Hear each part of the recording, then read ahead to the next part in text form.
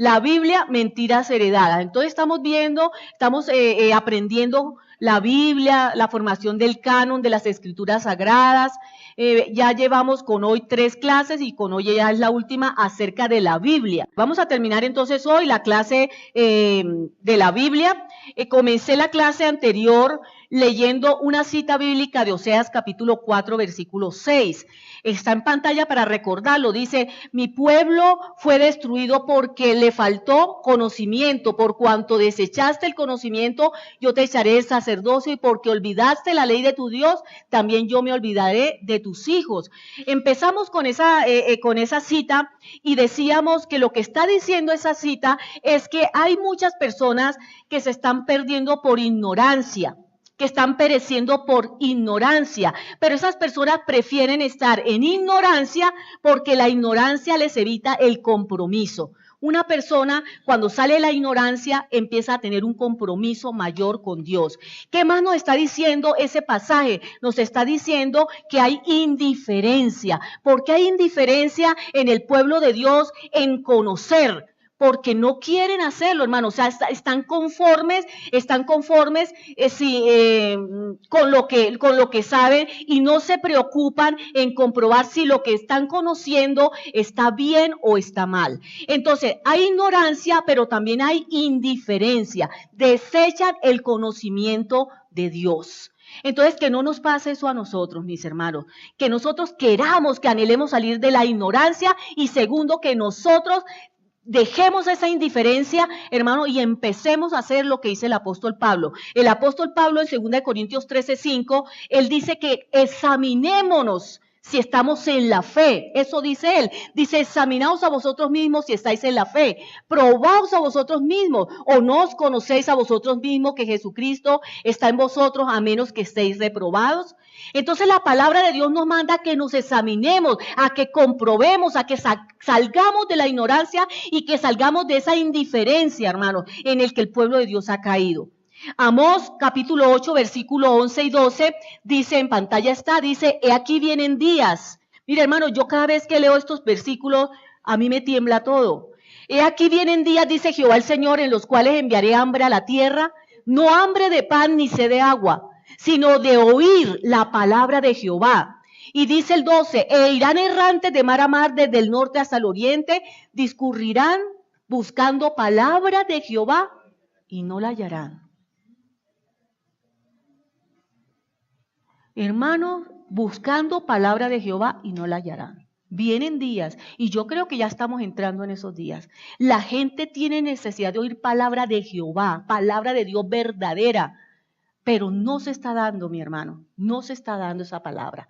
Entonces, mi hermano, que nosotros deseemos salir de esa ignorancia y de esa conformidad, de esa indiferencia en que está la iglesia del Señor. Que esta iglesia marque una diferencia, es lo que yo le pido al Señor. Acuérdese que hace 8 días les decía, necesitamos conocer la palabra de Dios, porque a través de conocer la palabra de Dios, conocemos a Dios, conocemos a nuestro Señor, porque solamente el conocimiento nos lleva a la vida eterna. Usted lo sabe, ¿verdad? Juan 17:3. Esta es la vida eterna, que te conozcan a ti, el único Dios verdadero, y a tu Hijo Jesucristo, a quien tú has enviado. Sin conocimiento no hay vida, hermano. Sin conocimiento no hay vida. Necesitamos conocer. Bueno, entonces nosotros, ya entrando en el tema de hoy, quedamos bajo el título Motivo de los apóstoles para escribir el Brit Hadashah, mal traducido Nuevo Testamento. ¿Cómo realmente se llama el Nuevo Testamento? Brit Hadashah. Decíamos hace 8 días que Brit quiere decir pacto y Hadashah quiere decir renovado, pacto renovado, o sea que está mal traducido al decir Nuevo Testamento o Nuevo Pacto, porque realmente la palabra Hadashah no es nuevo, es renovado. Y yo les hablé a ustedes acerca de que mi esposo y yo tuvimos 2 matrimonios. Entonces yo me traje la foto, ¿sí? Me traje la foto de los 2 matrimonios, como ustedes lo ven ahí. Uno donde estoy de blanco es matrimonio en la iglesia católica, el otro es en la iglesia cristiana evangélica. Entonces podríamos decir que ahí hay dos matrimonios, ¿verdad? Podemos decir que en esas dos fotos estamos viendo dos matrimonios, pero realmente no son dos matrimonios, hermano, es un solo matrimonio. El matrimonio que hicimos cuando estoy vestida de blanco, ¿sí? Es el mismo matrimonio que se ejecutó donde estoy vestida de, digo yo, palo de rosa. Yo le llamo ese color palo de rosa. No sé si sea realmente se llame así el color. ¿Qué es lo que está pasando en la segunda foto? ¿Un segundo matrimonio? No, una renovación del matrimonio. O sea, es un solo matrimonio. Lo que pasa es que en la segunda foto que usted está viendo, estamos renovando el pacto. Entonces, es un matrimonio y una renovación del matrimonio. Estamos viendo renovación del pacto. Eso es el Nuevo Testamento o lo que se llama Nuevo Testamento. Entonces usted está viendo que es la misma pareja, ¿cierto? Usted está viendo que el pacto es el mismo. ¿Cuál fue el pacto que hicimos en la primera foto? ¿Cuál fue el pacto que hicimos? Que era para toda la vida hasta que la muerte nos separara. Aquí en la segunda foto estamos haciendo el mismo pacto hasta que la muerte nos separe. Y en la primera foto, en la segunda foto estamos haciendo los mismos votos, que en la pobreza, que en la enfermedad, que en la salud, que en la alegría, que en todo. Entonces es el mismo pacto con la misma pareja y los mismos votos matrimoniales. O sea, lo que usted está viendo ahí es un matrimonio y una renovación de matrimonio. ¿Sí me hago entender, hermano? Entonces, ¿en qué es nuevo? ¿En qué es nuevo? ¿En qué es renovado? ¿En qué es renovado el matrimonio? En que uno fue por la iglesia católica, el otro fue por la iglesia cristiana. En que uno, la novia estaba de blanco y la otra estaba de palo de rosa. Y que en el uno los novios no tenían hijos y en el otro ya tenían 2 hijos. ¿Sí? Y puedo decir también que en el uno los novios eran más feitos y en el otro se ven más jóvenes y más simpáticos. Realmente es así, hermano. Realmente es así. Yo miro la foto y digo, uy, no, yo sí estaba muy fea con ese vestido blanco, ¿verdad? Y veo a mi esposo mucho más simpático y me veo yo más simpática en el segundo. Entonces, en ese sentido, hermano, es renovado. No es nuevo, es renovado. Entonces, a nosotros nos han enseñado que el Brit Hadashah es nuevo pacto. Y yo les hablaba a ustedes hace 8 días de que el pacto es el mismo porque es el mismo novio, es la misma esposa, es la misma nación de Israel, ¿sí? El pacto es el mismo y las condiciones del pacto son las mismas. Decíamos aquí que Torah no es el pacto, sino las condiciones. Entonces, las condiciones del primer pacto son las mismas del pacto renovado. Entonces, ¿en qué es renovado? Así como les dije en qué era renovada, acá estas 2 fotos, ahora les digo en qué fue renovado. O ustedes más bien díganme, porque ustedes estuvieron en la clase, ¿en qué fue renovado? Muy bien, que antes el sacrificio, en eso es renovado, o mal llamado nuevo, en que era con sangre de animales y el pacto renovado fue con la preciosa sangre de nuestro Señor y Salvador, Yeshua, el Mesías. ¿Qué otra? Yo di 3. ¿Qué otra? ¿Qué otra? ¿Qué otra? Que antes las condiciones del pacto, ¿sí?, se dieron en tablas de piedra externamente, pero ahora esas condiciones están metidas dentro de nuestra mente y nuestro corazón. Y también les dije que el Señor escogió la novia, le dijo a Moisés en la zarza, cuando estaba en la zarza, tráeme de Egipto a mi pueblo y tráemelo aquí mismo, aquí al Sinaí. Y ahí Moisés fue, hizo todo lo que ya usted sabe y trajo a la novia, trajo a la nación y atrajo al pueblo de Dios y ahí fue donde se hizo el pacto. Entonces él escogió a ese pueblo, a esa nación como su novia, como su esposa, como su pueblo, como su especial tesoro, como nación santa. Él la escogió, pero ahora todos nosotros somos los que decidimos escogerlo a él como nuestro esposo o no. Y decía, ¿quién de los que estamos aquí fuimos obligados a seguir a Yeshua? Ninguno, porque ahora nos toca a nosotros tomar la decisión si lo seguimos o no. Y quizás hay más y más y más diferencias para que nos muestren por qué es renovado, en qué sentido es renovado. Entonces, no es renovado en que ya el antiguo pacto se fue a la basura y ahora tenemos uno nuevo. Eso es falso, hermano. Eso son mentiras heredadas. Ahora, siguiendo con lo de hoy, ¿Cómo está dividido el Brit Hadashah? Vamos a mirar cómo está dividido el Brit Hadashah. Entonces, ahí está en pantalla. Quítalo un momentico, Joel. ¿Cómo está dividido el Brit Hadashah? A ver, quiero que ahí en el centro una persona se pare valientemente y me diga, el Nuevo Testamento Brit Hadashah está dividido así. Por favor, ahí en la mitad. Ahí, a ver, acá en el ala izquierda. A ver. Evangelios.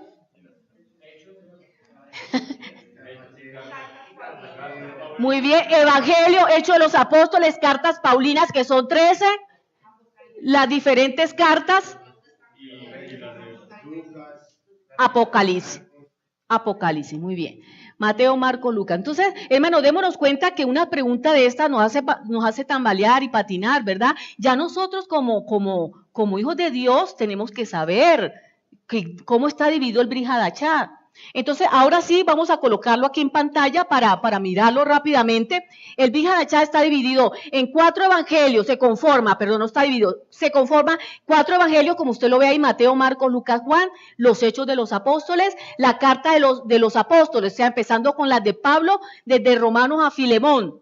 ¿Cuáles son las cartas de Pablo? Por favor, alguien por allá atrás que las diga rápidamente, desde Romanos a Filemón. Estamos en escuela. A ver. Atrás, aquí al medio,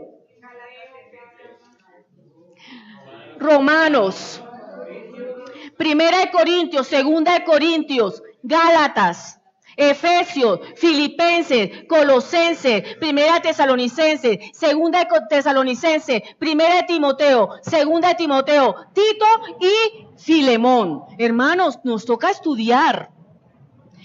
Hebreos, Santiago, Primera y Segunda de Pedro, Primera, Segunda, Tercera de Juan, Judas y Apocalipsis. Ahí está cómo está formado el Brit Hadashah, o sea, el Nuevo Testamento, para los que no se quieren todavía, no quieren confundirse. Bueno,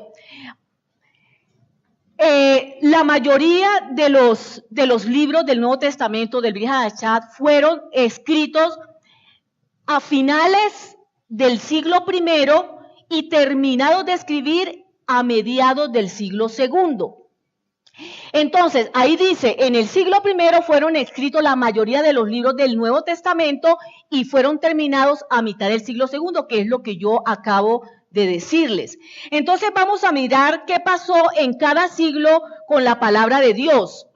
En el siglo II dice que se admitió la autoridad de los 4 evangelios, o sea, Mateo, Marcos y Lucas y Juan, como las cartas de Pablo. ¿Cuáles son las cartas de Pablo? Ya las dijimos, desde Romanos hasta Filemón. ¿Cuándo se admitió eso como autoridad? O sea, como canon, como sagrados, se admitieron en el siglo II.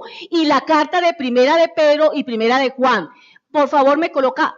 gracias. Entonces, aquí estamos viendo en rojo, mira, en el siglo II, en el siglo II, entonces se admitieron los evangelios, las cartas paulinas, Primera de Pedro y Primera de Juan. Me colocas la otra. Las otras epístolas de Pedro, Juan y Judas y Santiago se demoraron más en ser reconocidas. Por favor, me colocas Entonces, la que son Santiago, Judas, Segunda de Pedro, Segunda y Tercera de Juan, fueron reconocidas un poquito más tarde. Entonces, ¿cuáles fueron las primeras que se reconocieron? Yo les pregunto, para eso ustedes están pendientes. ¿Cuáles fueron las primeras? Los evangelios, las cartas de Pablo y Primera de Pedro y Primera de Juan. Después, un poco después, entonces ya fue Santiago, reconocida, Judas, Segunda de Pedro, Segunda y Tercera de Juan. Y luego sigue el Hebreos, halló cierta resistencia. ¿Por qué hallaría cierta resistencia? Yo me pregunté, entonces me puse a leer, realmente no me lo dijeron, no me lo dice la lectura que hice, pero saqué la conclusión de que quizás Hebreos tuvo cierta resistencia porque su redacción no corresponde al género epistolar. Es que dice que Hebreo es una carta. ¿cierto? Una epístola. Entonces yo me puse a pensar y digo, tuvo cierta resistencia por dos razones, según lo que yo pude leer. ¿Cuáles son esas dos razones? Que no se consideraba o no se como una epístola, como una carta. O sea, la forma en que era redactada o que es redactada esta carta de Hebreos, dicen que no parece ser carta. Entonces, por eso quizás es lo que yo pienso que tuvo cierta resistencia. Y otro motivo, que es el que yo pienso, es que no se encuentra autor. O sea, todas las cartas, si ustedes se dan cuenta, dice apóstol Pablo a los Corintios, Pablo a Timoteo. O sea, hay autor y hay destinatario. Pero aquí en Hebreos no encuentra usted autor ni encuentra destinatario. Ese puede ser también otro motivo por el cual tuvo cierta resistencia en ser aprobado como inspirado por el Espíritu Santo de Dios. Y Apocalipsis fue admitido en el occidente, pero se vio con recelo en el oriente. Ahora, usted me puede decir aquí algo, aquí, con los hebreos, usted me puede decir, bueno, entonces, si no tiene autor, quien lo haya escrito, es anónimo, y no tiene destinatario, entonces, ¿por qué dice carta a los hebreos? ¿Cierto? Pues es en la única, en el título, es en el único lugar donde usted encuentra hacia quién se dirige esta carta, a los hebreos, pero solamente por el título usted sabe, no es más. O sea, usted lea todo hebreo y usted va a dar cuenta que no dice a quién se destina eso, no dice en ninguna parte. Bueno, entonces estamos viendo que en el siglo I se empezó a escribir el Brit Hadashah, ¿cierto? Estamos hablando del Nuevo Testamento. En el siglo II, entonces se admitieron, ya la mayoría empezó a tener autoridad ya los evangelios y algunos libros, y así poquito a poco en el siglo II se fue admitiendo como autoridad todo lo que es el Nuevo Testamento, todos los libros. Ahora, en el siglo III, dése cuenta que ya hablamos del primero, hablamos del segundo, vamos para el tercero. Un hombre llamado Orígenes popularizó el término de Nuevo Testamento. O sea, ¿cuándo empezó a llamársele al Brit Hadashah Nuevo Testamento? Pregunto, allá en la mitad. Hermano, lo estamos viendo. ¿Sabe? Es que la iglesia está acostumbrada a algo, que todo se le dé masticadito, machacadito, ¿cierto? Estamos en una escuela, hermano, entonces yo necesito que usted opine, aporte, pregunte, ¿verdad? Siglo III, Orígenes, o sea, mire su nombre, Orígenes dio origen a lo que es a llamarse Nuevo Testamento al Brit Hadashah. Orígenes lo llamó así. Entonces, cuando él llama al Brit Hadashah Nuevo Testamento, hace del Tanakh el Antiguo Testamento. Porque si hay Nuevo Testamento, quiere decir que hay Antiguo Testamento. Desde allá, hermanos, desde allá empezó a torcerse toda la escritura. Porque de allá se dio lo que se llama la teoría del reemplazo. Usted ha escuchado eso, ¿verdad? La teoría del reemplazo. ¿No? ¿Quién no ha escuchado la teoría del reemplazo? Bueno, la mayoría dicen que no. ¿Qué es la teoría del reemplazo? De que hay un Nuevo Testamento y el Antiguo Testamento está abolido. O sea, el Nuevo Testamento reemplazó al Antiguo Testamento. O sea, que en el Nuevo Testamento nos dicen, eso es lo que dice la teoría del reemplazo, que el pueblo de Israel fue pueblo de Dios hasta que Yeshua resucitó y ascendió. Ahí ya él fue apartado y que ahora el pueblo de Dios y la nación de Dios y todos somos nosotros la iglesia. Esa es la teoría de reemplazo, que las promesas que habían para Israel, ahora ya Dios se las quitó a Israel y que ahora pasó a ¿quiénes? A nosotros, la iglesia. Esa es la teoría de reemplazo. Pero usted sabe que la iglesia, porque se lo dije hace 8 días y se lo dije en la primera clase, que ¿quiénes son la iglesia? La teoría de reemplazo dice que la iglesia somos nosotros, los que éramos gentiles, que no éramos judíos, ni éramos Israel, y que nosotros ahora somos la iglesia y que ellos no. La iglesia, hermanos, yo se los dije hace 8 días, vuelvo y lo repito, dije que eran las naciones injertadas en Israel. Si nosotros queremos ser parte de las promesas de Dios y de los pactos de Dios, tenemos que ser injertados en el olivo verde. Y vuelvo y les digo, léanse Romanos capítulo 11 en su casa. Ojalá puedan leer desde el 9 hasta el capítulo 11, para que podamos entender, hermano. Entonces les decía que gentil, la palabra gentil es goyín en hebreo. Y que esa palabra goyín quiere decir naciones o pueblos. Entonces, todas las naciones, todos los pueblos que son injertados por medio de la sangre de Yeshua en Israel son la iglesia. Entonces, no hay Antiguo Testamento roto ya, o sea, que ya lo que pasó en el Antiguo Testamento ya pasó y hay que botarlo a la basura, porque ahora estamos en el Nuevo Testamento y nosotros ahora somos la iglesia y ya el pueblo de Dios ya no es Israel, sino somos nosotros. No, hermano, eso se llama teoría del reemplazo y eso está muy, pero muy mal, muy mal. Esas son mentiras que hemos heredado. Tenemos que sacarnos eso. ¿Quién es la iglesia? Todos los injertados en el olivo verde, o sea, en Israel. Es que el único libro, hermano, que enseñan a leer desde el final es la Biblia. A mí me enseñaron, yo no sé a usted, me dijeron, empieza a leer Juan, el Evangelio de Juan. Lea el Evangelio de Juan y una vez que termine el Evangelio de Juan, empieza en Mateo, capítulo 1 y hasta que termine todo hasta Apocalipsis. Y después empiece desde Génesis. Pero ¿qué dice Juan 1.1? Dice, el apóstol Juan escribió, en el principio era el verbo estaba con Dios y el verbo era Dios. En el principio, es como si la misma palabra ahí, en el principio, nos mandara a nosotros para el principio. Génesis 1 dice, en el principio creó Dios los cielos y la tierra. Entonces es el único libro que le dicen a usted que lo tiene que leer desde el final. ¿Cómo va a entender usted un libro leyéndolo desde el final, hermano? Usted no puede empezar a leer un libro desde el final para entender lo que hay en el comienzo. Tenemos que ir al comienzo para poder entender lo que hay al final. Y lo hemos dicho aquí, que el Antiguo Testamento es el Nuevo Testamento codificado, o sea, en códigos. No revelado, pero el Nuevo Testamento es el mismo Antiguo, pero ya revelado. ¿Sí? ¿Entendido, hermano? El Antiguo Testamento es el mismo Nuevo, pero codificado. Y el Nuevo es el mismo Antiguo, pero ya revelado. Entonces tenemos que empezar por el comienzo, por Génesis, porque toda la Biblia, hermano, nos está hablando de lo mismo. Toda la Biblia nos está hablando de un Redentor y todo el Antiguo Testamento nos está hablando de la promesa de redención, del Redentor, del Mesías, del Libertador, que Dios mismo vendría y nos salvaría. ¿Y dónde vemos esa promesa cumplida?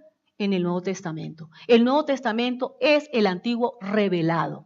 Revelado. O sea, ahí se nos manifestó la palabra de Dios hecha carne, que es Yeshua.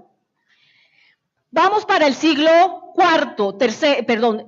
Entonces, en el tercero, ¿qué hubo en el tercero? ¿Qué hubo en el siglo tercero de importante con relación a la palabra de Dios? ¿Qué orígenes? Hizo popular la palabra Nuevo Testamento. O sea, ahí se cambió realmente el Brit Hadashat, el pacto renovado, por Nuevo Testamento. Y en el cuarto, ¿qué pasó en el cuarto? Atanasio de Alejandría era un obispo. Ahí está. Y él proporcionó la lista de los libros del Nuevo Testamento, o sea, los 27 libros los dio a conocer este hombre, ya así como lo conocemos hoy, así en ese orden. El canon fue adoptado y ratificado por Jerónimo, que era un católico, por San Agustín, un católico, por concilios regionales católicos y por sedes episcopales, que sabemos que son católicas, ¿verdad?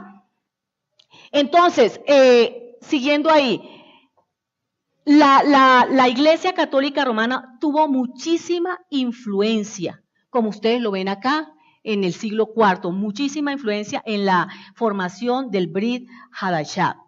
Ahora, a finales del siglo IV, aparece un papa llamado Dámaso I, acá está, mire, Dámaso I.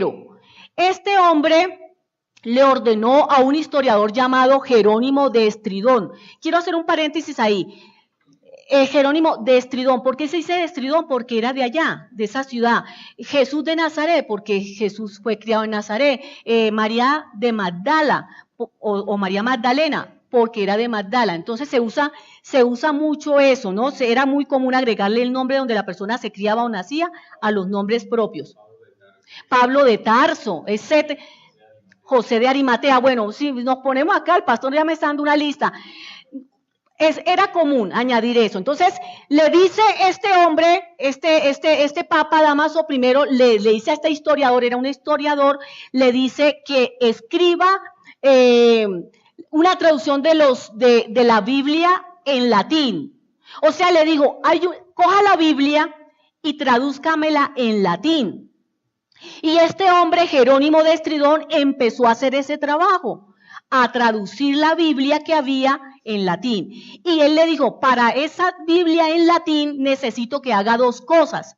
Que cojas, aquí está, que coja la Septuaginta, los libros de la Septuaginta, perdón, y los 27 libros que Atanasio proporcionó del Nuevo Testamento. Vamos a mirar una diapositiva para poder entender un poquito esto o recordarlo, porque esto ya lo vimos. ¿Se acuerda que el Tanaj y el Brit Hadashah tienen un periodo intermedio que se llama ¿qué? Periodo intertestamentario, o sea, entre testamento y testamento. Y algo importante que pasó ahí en esos 400 años, ¿sí? Entre testamento y testamento hay 400 años. Fue que se hizo la traducción de la Biblia hebrea, de la escritura hebrea al griego. ¿Cómo se llama esa escritura hebrea pasada al griego? Septuaginta. Pregunto, ¿aquí en este periodo intertestamentario había Brit Hadashah? No. Entonces, ¿qué fue lo que se pasó? ¿Qué fue lo que se pasó al griego? ¿Cómo? Lo único que existía, la escritura sagrada que existía en ese tiempo, ¿cuál era? Tanaj o Antiguo Testamento. Entonces, bueno, voy a repetir un poquito para los que están por primera vez hoy. Ustedes saben que Alejandro Magno conquistó el mundo entero más o menos del 300 en adelante. Aquí en este periodo intertestamentario aparece ese personaje llamado Alejandro Magno. Y él helenizó todos los territorios, los pueblos que él iba conquistando, los helenizaba. Y hablamos de que era helenizar, era introducir las artes, las costumbres, la religión, las letras, todo lo de su cultura, todo lo de ellos a cada pueblo, a cada territorio que iba él conquistando. Entonces ahí se implantó el idioma griego y entonces dijeron, hay una biblioteca, la más grande del mundo en ese momento, llamada la Biblioteca de Alejandría. Y entonces, ¿qué pasó ahí? Que dijeron, no hay en esta biblioteca, la vamos a inaugurar y no hay un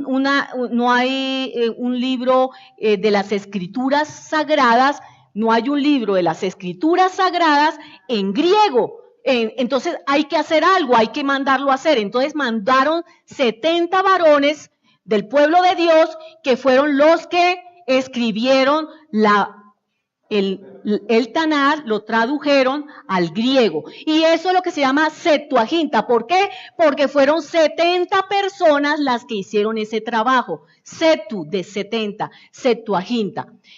Y en esta Septuaginta se incluyeron los apócrifos. Ahí está, mire hermano, es que yo estoy hablando y realmente ahí está en el tablero todo lo que estoy diciendo.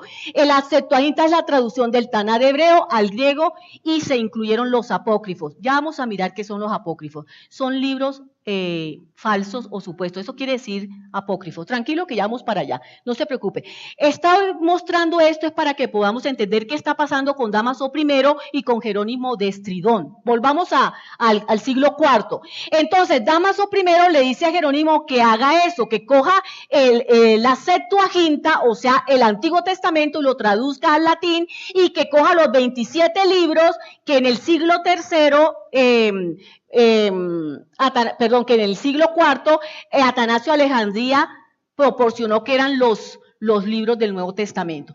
Y le dijo, y hágame una Biblia con Antiguo y Nuevo Testamento en latín. Bueno, Hasta ahí vamos. Entonces, en un concilio de Roma, en el 382 después de Cristo, estaba comandado ese concilio por ese mismo Papa, o sea, por Dámaso I. En este concilio de Roma se instituyó el canon de la Biblia con 73 libros. ¿Por qué 73? Si nosotros son 66 libros. Usted sabe que su Biblia tiene 66 libros, pero en este concilio de Roma se instituyó que el canon de la Biblia era ¿de qué? De 73. ¿Por qué? Porque le pusieron los 7 apócrifos. Creo que los apócrifos son Tobías, Judith, Macabeos, Sabiduría, Baruch, Eclesiástico, y no me acuerdo cuáles, son 7. Entonces, en este concilio de Roma se instituyó que eran 73 los libros. A la Biblia que fue traducida al latín se le llamó la Vulgata Latina. ¿Usted había escuchado eso? La Vulgata Latina. ¿Por qué latina? Porque es en latín. ¿Y por qué Vulgata? Porque fue escrita en un latín corriente, no clásico, sino corriente. De vulgo, de pueblo. Vulgata Latina. Muy bien.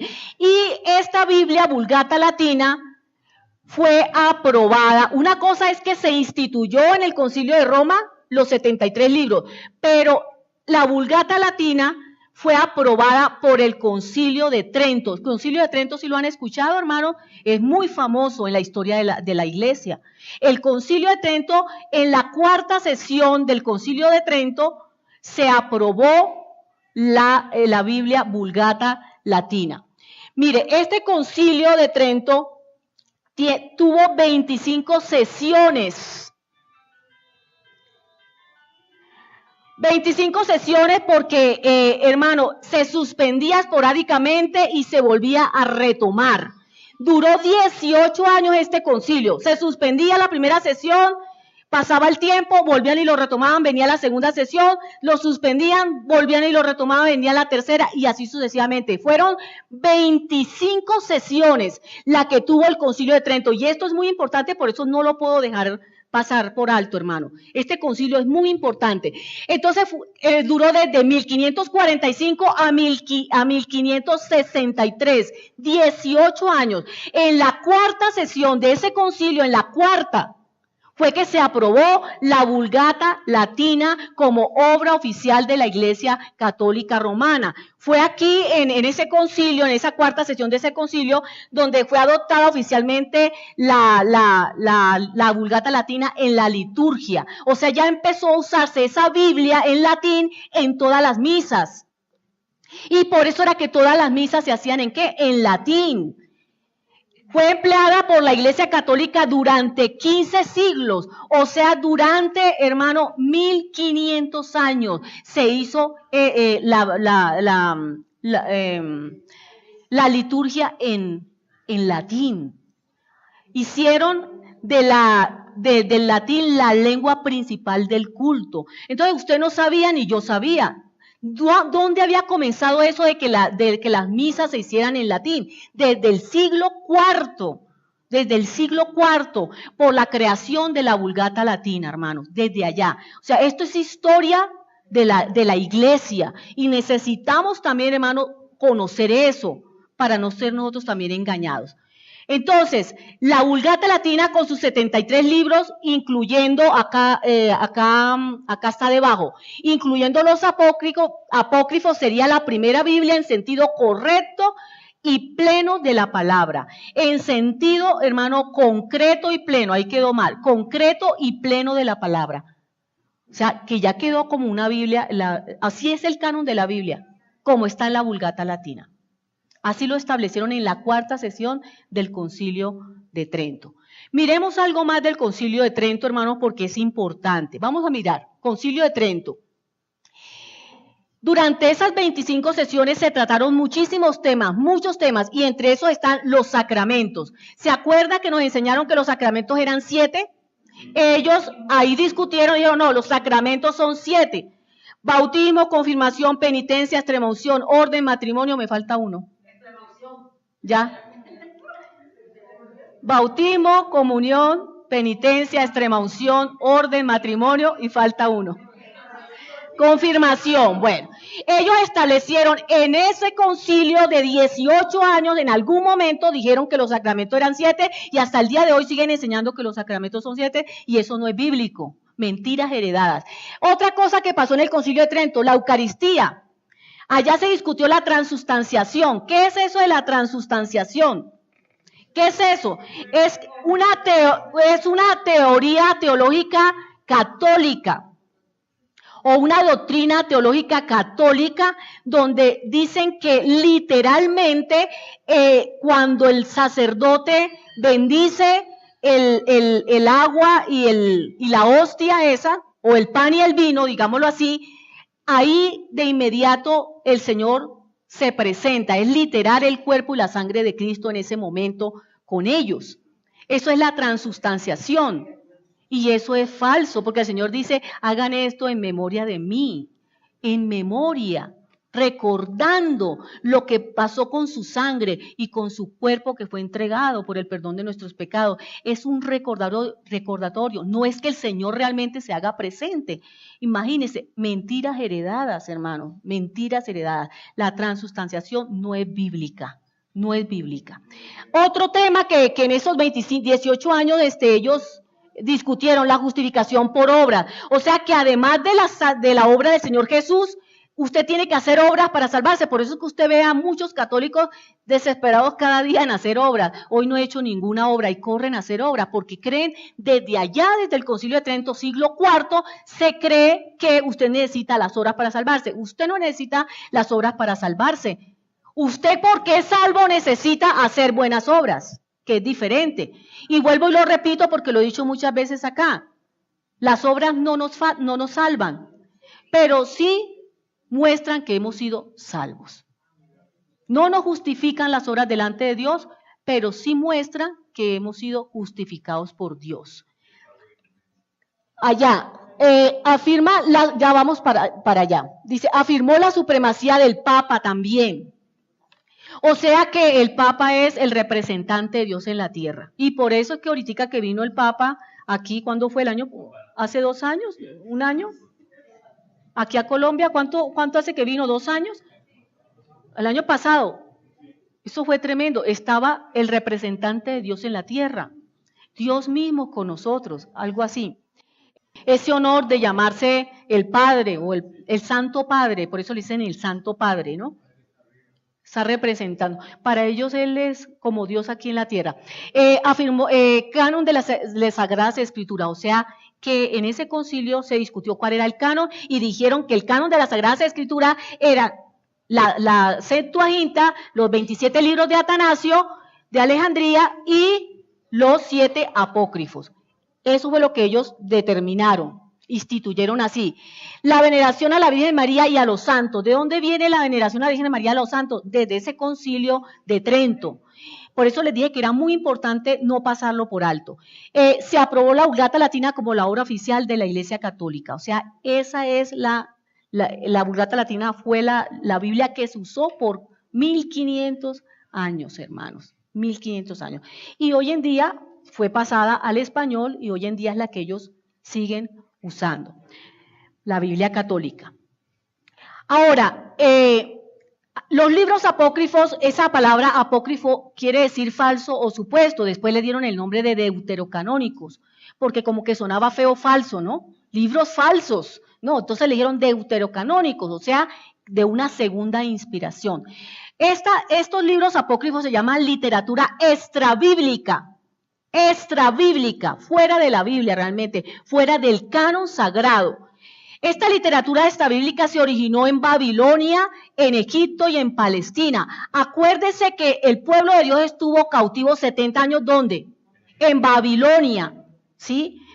Se originó estos libros apócrifos allá en Babilonia, en Egipto y en Palestina. Y estos libros se llaman apócrifos porque no fueron incluidos en el canon sagrado. ¿Por qué no fueron incluidos en el canon sagrado? Hermanos, porque tienen contradicciones doctrinales. Contradicen la doctrina de Dios, la palabra de Dios. ¿En qué sentido? Lo voy a decir. Ellos dicen, los libros apócrifos, en los libros apócrifos a nosotros nos enseñan a orar por las almas de los muertos. Que oremos por los muertos, o sea, apoyan la idea del purgatorio, perdón. Apoyan la idea del purgatorio. O sea, ¿qué es el purgatorio? El purgatorio, hermano, es el estado transitorio de purificación de las almas. Entonces dicen que las personas mueren y van al purgatorio a purgar sus almas, a santificar sus almas. Por eso se dice que es el estado transitorio. Ellos van a estar ahí de paso, purgando sus almas, santificándose para no ir al infierno. Y dicen que el purgatorio, según ellos, es ¿cómo se dice esto? No, que allá en el purgatorio van a tener el mismo sufrimiento que en el infierno, pero es un periodo corto, ¿sí? Claro, son mentiras heredadas, pero hoy en día ¿lo hacen o no lo hacen las personas? De ir a los cementerios y orar no sé cuántas Ave María, no sé cuántos Padre Nuestro, para poderles ayudar a que salgan del purgatorio rápido. Pagan misas, responsos para que sus almas salgan rápido. Hoy en día se sigue haciendo eso, mi hermano. ¿Y de dónde viene? ¿De dónde viene eso, hermano? Desde allá donde existieron los apócrifos, en el periodo intertestamentario. Todo eso viene de allá, hermano. O sea, 300, 400 años antes de Cristo. ¿Sí? Puro negocio, dice don Carlito, y es verdad. Entonces, hoy en día las personas oran a los muertos, hacen misas para los muertos y eso va contra la doctrina bíblica. La Biblia rechaza absolutamente eso. El Señor dice que nosotros no tenemos que hablar con los muertos. Otra contradicción doctrinal de los apócrifos es que dicen que para el perdón de pecados tenemos que dar limosnas o tenemos que dar dinero. Eso es lo que se llaman las indulgencias. Esto fue lo que originó la Reforma. Martín Lutero se levantó realmente, fue en contra de esto. Y después vinieron otras causas, pero hermano, realmente, ¿qué fue lo que originó la Reforma con Martín Lutero? En que ellos decían que nosotros teníamos que pagar indulgencias para poder nosotros ser perdonados de nuestros pecados. O sea, ¿quién dijo, hermano, dónde dice la Biblia que usted paga dinero para que usted sea perdonado de sus pecados? La redención viene única y exclusivamente a través de la obra de nuestro Señor Jesucristo. Una contradicción doctrinal tremenda de los libros apócrifos. Otra contradicción, hacen culto a los muertos, o sea, cuando los beatifican, ¿sí? Una cosa es que le recen a los muertos y otra cosa es que le hagan culto a los muertos, los canonizan. Juan Pablo II fue canonizado y declarado santo. Entonces, ellos los canonizan cuando dicen que han hecho 1 o 2 milagros o cuando han sufrido martirio por la fe. Entonces ahí los canonizan. Entonces los beatifican, entonces empieza usted a tener la oportunidad de orarle a ellos, que le hagan un milagro. Si le llegan a hacer un milagro, enseguida los canonizan. Eso fue lo que lo ha pasado con muchos muertos en la Iglesia Católica, que los han canonizado. Señora. Ya hay muchos que están en fila para ser canonizados, sí, muy bien. Se les asigna un día para la veneración litúrgica en la Iglesia Católica, por mandamientos de hombre. Y eso está pasando también en la iglesia que dice ser cristiana, seguidora del Mesías, está pasando exactamente lo mismo que en la Iglesia Católica. Se está poniendo las palabras de los hombres por encima de la palabra de Dios.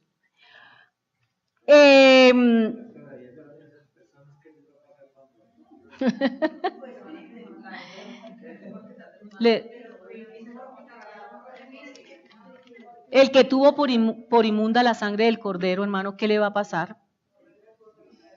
Horrenda cosa es caer en manos de un Dios vivo. Bueno, entonces estos libros no son considerados dentro del canon sagrado, los libros apócrifos, porque tienen contradicciones doctrinales, como usted ya lo vio, y hay más, sino que no hay el tiempo para explicar más.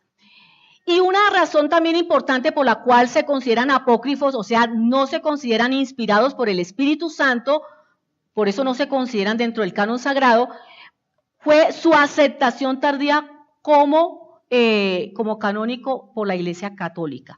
O sea, la misma Iglesia Canónica demoró para aprobarlos como libros sagrados. Imagínense, si ellos mismos demoraron para aprobarlos, es porque no son, hermanos, no son.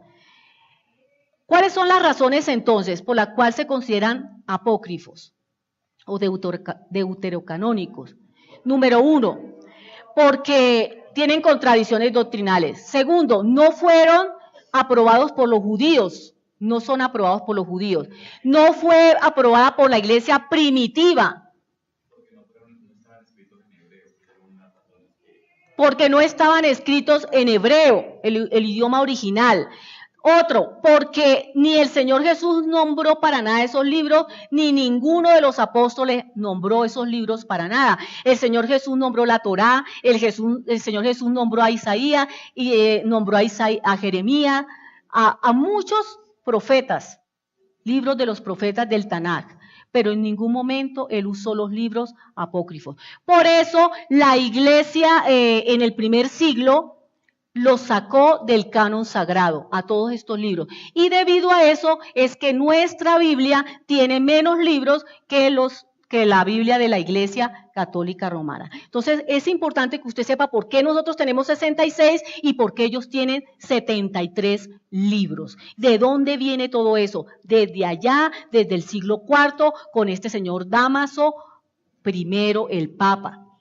¿Entendido, hermano? Y todo lo que tiene que ver con la Vulgata latina. Bueno, entonces, dejando la parte de la historia, ¿sí? Vamos a entrar entonces ahora, ya para terminar, en otro ámbito. La enseñanza de Yeshua fue exclusivamente oral, o sea, a través de la palabra hablada y también a través del ejemplo. ¿Se acuerdan cómo enseñaba él? Con parábolas, con ejemplos cotidianos de las circunstancias de la vida. Él usaba lo natural para explicar lo espiritual. Entonces, durante 15 o 20 años después de la muerte de Yeshua, los discípulos siguieron enseñando de la misma manera la palabra de Dios, en forma oral y a través de los ejemplos. Y fueron muchísimas las circunstancias que llevaron a los apóstoles y a sus colaboradores a escribir el Nuevo Testamento, que no existía. Digo que a los apóstoles y a los colaboradores, porque es que no todos los apóstoles se escribieron. Por ejemplo, miremos Romanos 16:22, mire, está en pantalla, mire lo que dice. Habla de un hombre llamado Tercio, dice que él fue el que le escribió a Pablo. Romanos 16:22. Vamos a leerlo porque no está en pantalla. Yo pensé que estaba en pantalla. Romanos 16:22.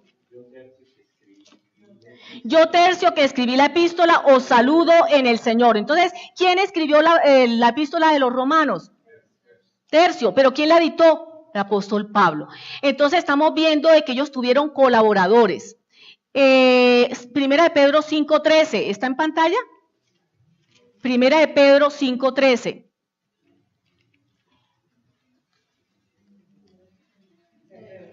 Sí, señora. Primera de Pedro 5:13. La iglesia que está en Babilonia le envía juntamente con nosotros, y Marcos, mi hijo, os saluda. Bueno, muy bien. 5:13. Dice, la iglesia que está en Babilonia, elegida juntamente con vosotros, y Marcos, mi hijo, os saluda. Entonces, Pedro le estaba dictando su epístola, ¿a quién? A Marcos. ¿Quién escribió el Evangelio de Marcos? ¿Quién escribió el Evangelio de Marcos, iglesia?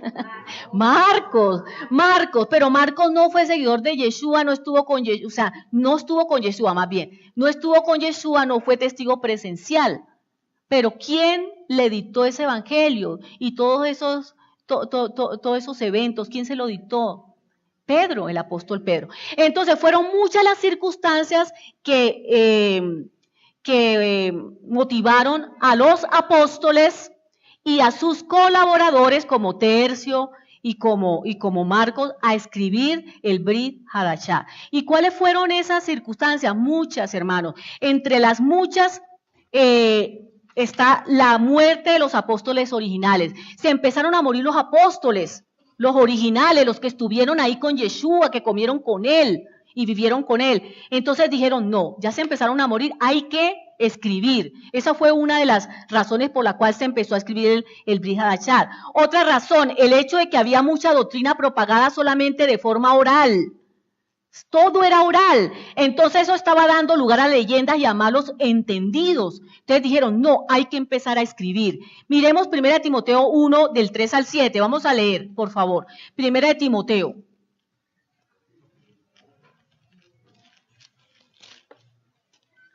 Del 3 al 7. ¿Lo tenemos, hermanos? Pablo le está hablando a Timoteo. Sí, señora. 1 Timoteo 1, del 3 al 7. Entonces, mire lo que le dice Pablo. Le dice, como te rogué, Timoteo, que te quedases en Éfeso, cuando fui a Macedonia, para que mandases a alguno que no enseñen diferente doctrina, ni presten atención a fábulas y genealogías interminables que acarrean disputas, más bien que edificación de Dios. Más bien que edificación de Dios, que es por fe, así te encargo ahora. Pues el propósito de este mandamiento es el amor nacido de corazón limpio y de buena conciencia y de fe no fingida, de las cuales cosas desviándose algunos se apartaron a vana palabrería, queriendo ser doctores de la ley sin entender ni lo que hablan ni lo que afirman. Entonces había mucha doctrina oral propagada y se estaba prestando para muchos malos entendidos y para que hubieran leyendas. Debido a eso empezaron a escribir el Brit Hadashah. Otra causa, otro motivo por el cual se escribió. Se levantaron personas que fueron catalogadas como herejes. ¿Qué es un hereje? Ahí está en pantalla, hermano. Es una creencia o una teoría o un concepto nuevo, especialmente religioso, que entra en conflicto con lo que ya está establecido. Eso es un hereje. Una persona que pone su creencia, su teoría o su concepto nuevo, ¿sí? Sobre lo que ya está establecido, que lo pone por encima de lo que ya está establecido y empieza a tener esa contienda con lo que ya está establecido. Eso es un hereje. Entonces empezaron muchas creencias nuevas, teorías nuevas acerca del Señor, conceptos nuevos acerca del Señor y de las cosas de Dios, ¿sí? Que estaban chocando con lo que ya estaba establecido. Y debido a eso, tuvieron que también empezar a escribir el Brit Hadashah. Otro motivo, razón por la cual se empezó a escribir el edicto de Diocleciano en el 303. Es que mire, hermano, un paréntesis hago acá.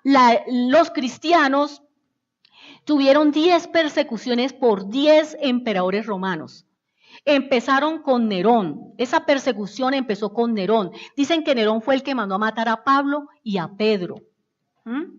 Entonces empezó esa persecución con Nerón y terminó con Diocleciano en el 303.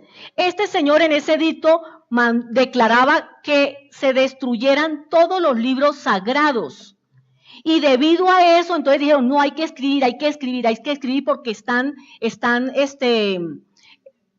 destruyendo la historia que ya está escrita de nuestro Señor. Entonces eso los obligó a ellos a que escribieran. Le voy a leer los 10 emperadores que tuvo el Imperio Romano y que se levantaron en contra de los cristianos. Nerón,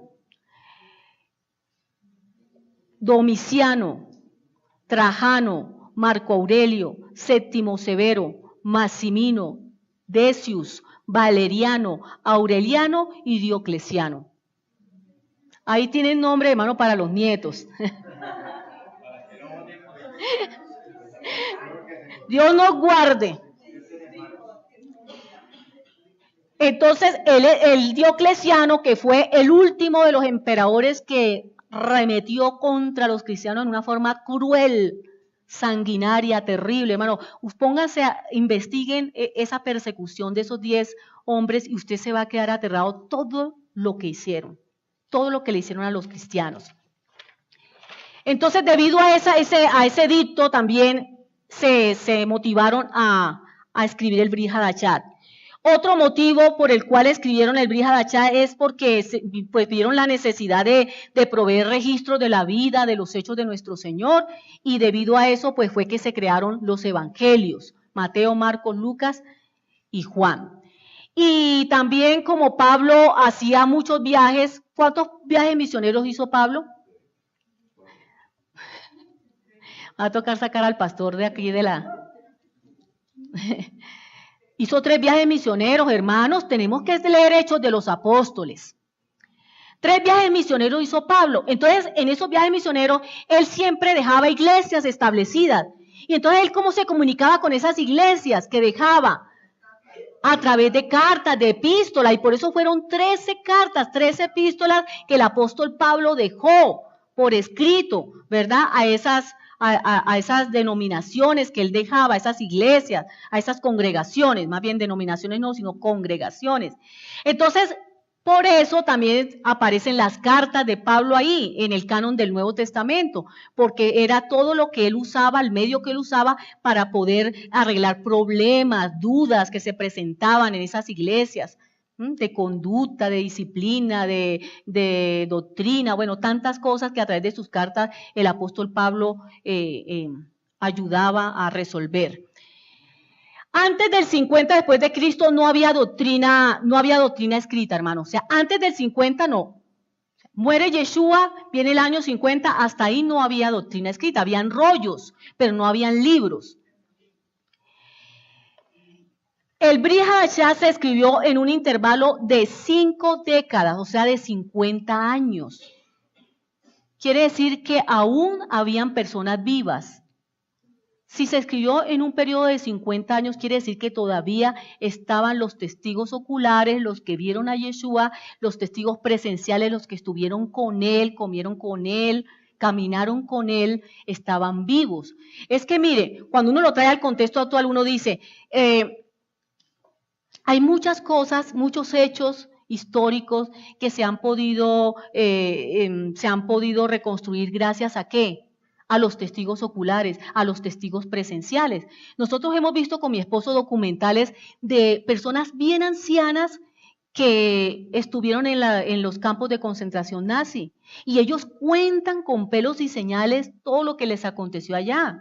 Uno habla con personas que estuvieron en la violencia, fue en 1942, la violencia, el 9 de abril, 48, en el 48, y uno habla con esas personas y ellos viven al pie de la letra lo que les pasó y lo cuentan como si hubiera sido ayer, porque fueron testigos presenciales de esos hechos, ¿sí? Entonces, si el Brit Hadashah se escribió en un periodo de tiempo de 50 años, ¿ustedes no creen que había personas que estaban vivas, que estuvieron con el Señor? Por supuesto, esas personas estaban vivas y ellos podían corroborar o desmentir si lo que estaban escribiendo era verdad o era falso.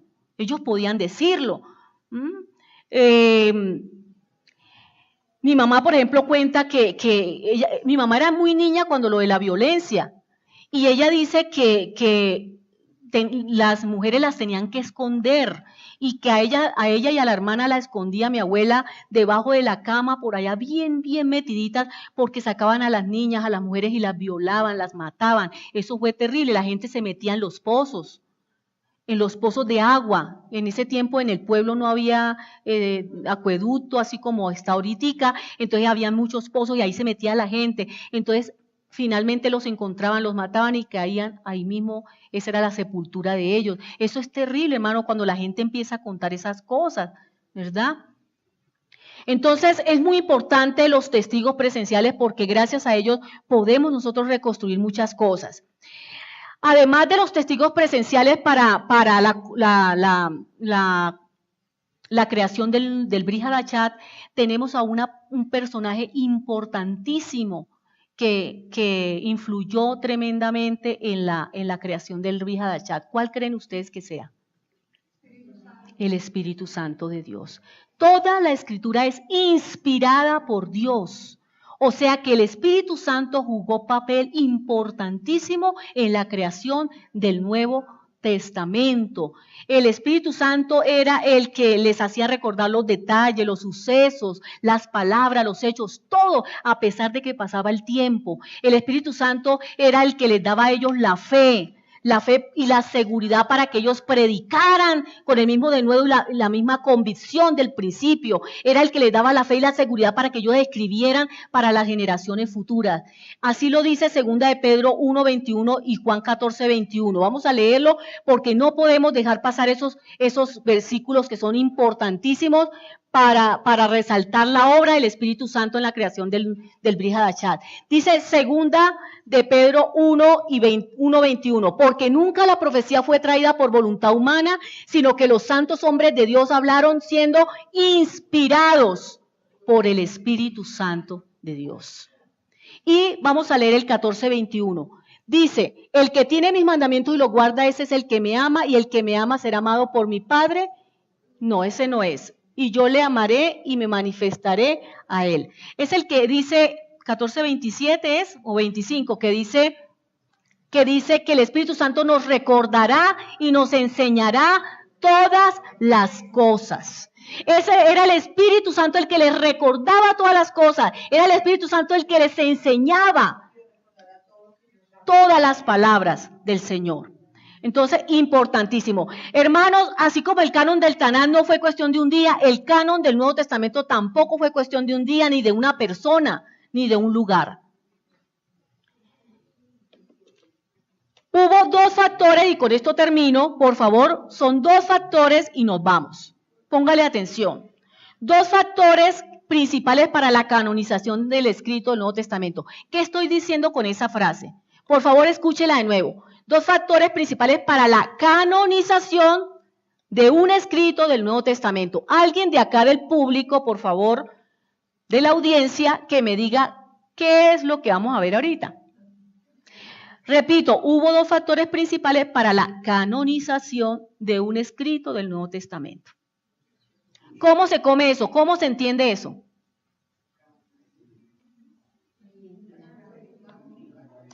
Los requisitos para poder hacer de un escrito del Nuevo Testamento algo inspirado por el Espíritu Santo o que está dentro del canon del Nuevo Testamento.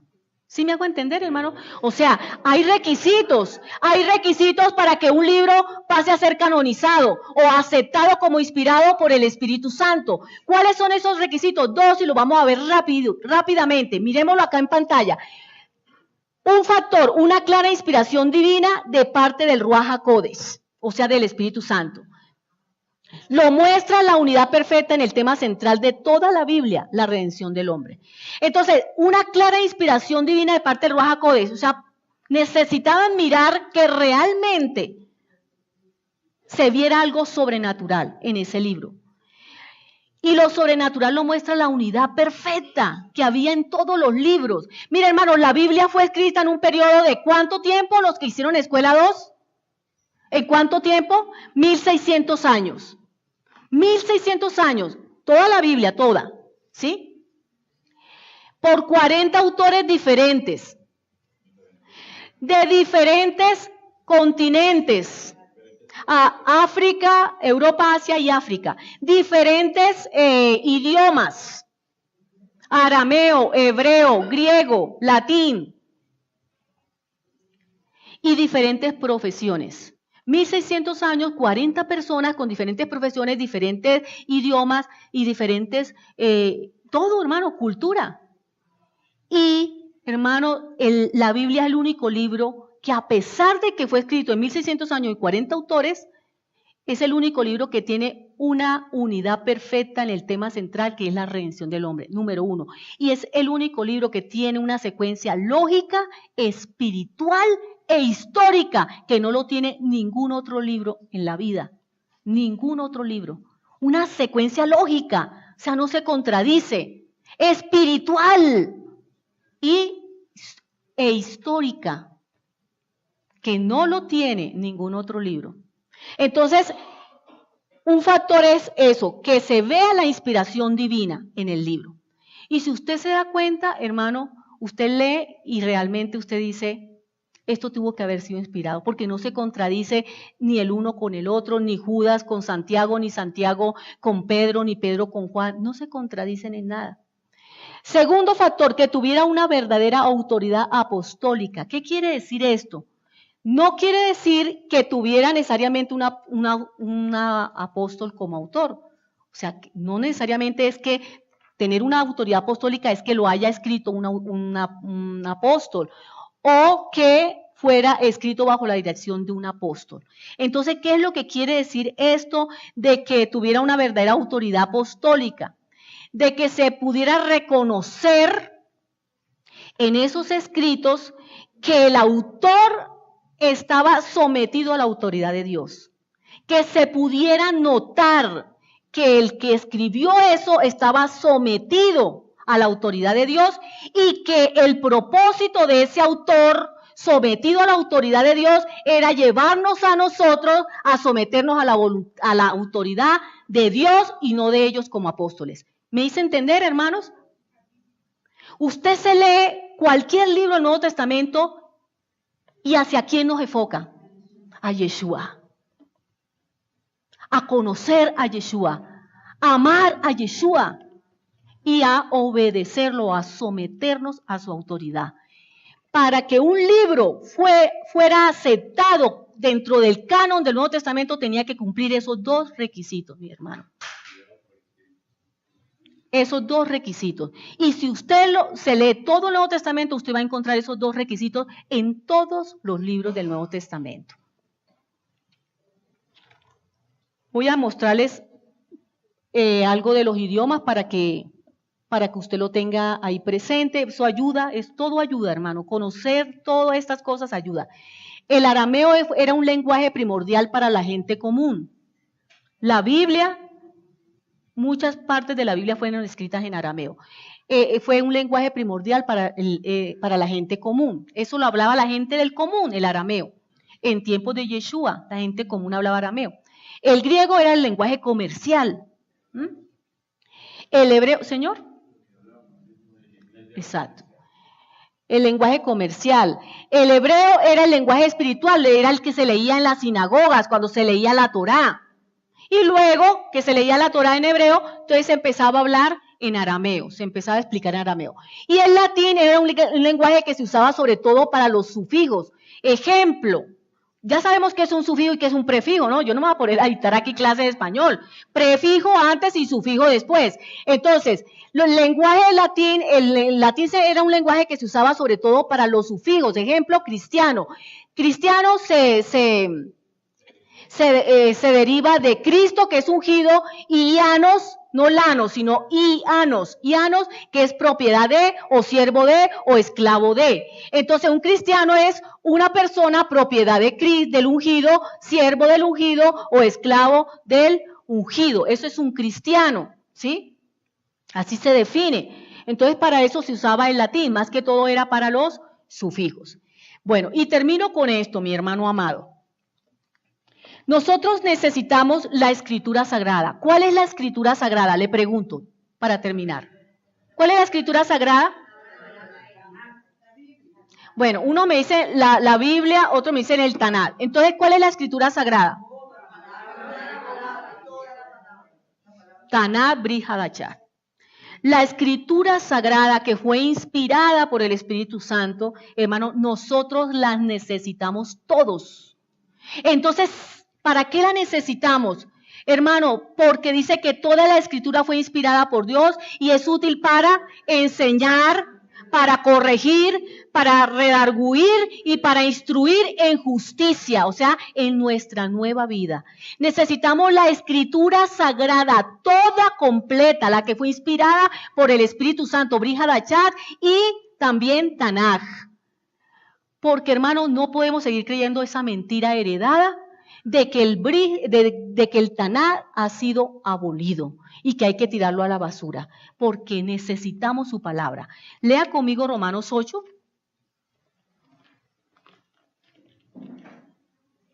Toda la Escritura es inspirada por Dios. Usted no puede echar a la basura lo que ha sido inspirado por el Espíritu Santo. Usted no puede echar a la basura lo que es eterno y lo que ha salido de la boca de Dios. Romanos capítulo 8 dice así, vamos a leer unos versículos no más para orar. Ahora pues, ninguna condenación hay para los que están en Cristo Jesús, los que no andan conforme a la carne, sino conforme al Espíritu. Pregunto, ¿qué es estar en Cristo? Estar en Cristo es estar en el Espíritu, o sea, no en la carne. Porque la ley del Espíritu de vida en Cristo Jesús me ha librado de la ley del pecado y de la muerte. Porque lo que era imposible para la ley, por cuanto era débil por la carne, Dios enviando a su Hijo en semejanza de carne, de pecado, y a causa del pecado condenó al pecado en la carne, para que la justicia de la ley se cumpliese en nosotros, que no andamos conforme a la carne, sino conforme al Espíritu. ¿Por qué andamos conforme al Espíritu y no conforme a la carne? Porque estamos en Cristo. Y como no estamos en la carne, sino en el Espíritu, o sea, estamos en Cristo, ninguna condenación hay para usted, ni para mí. ¿Entendido, hermano? Estoy tejiendo lo que estamos leyendo.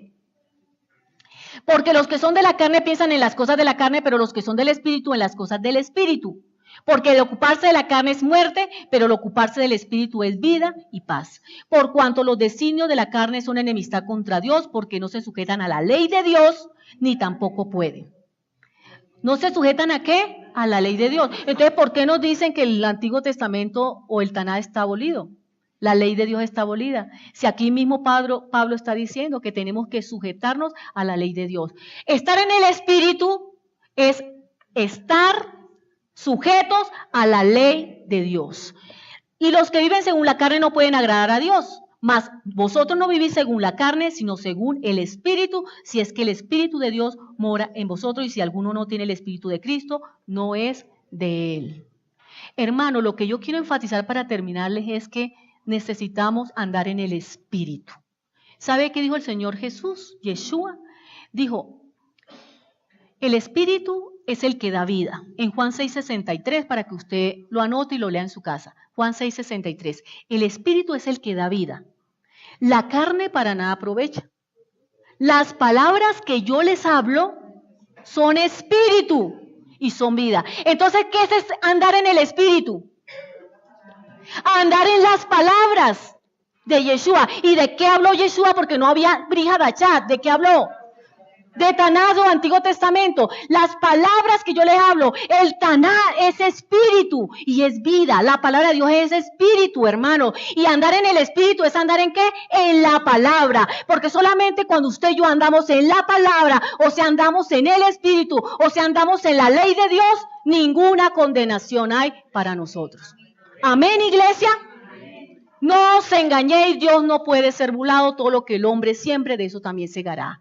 No ceguemos para la carne, hermano, ceguemos para el Espíritu, sembremos para el Espíritu. Y la única manera de sembrar para el Espíritu es andar en la ley de Dios, andar en la Escritura Santa de Dios, que es toda, hermano. Amén, hermano. Vamos a orar, vamos a darle la gloria a Dios, vamos a agradecerle por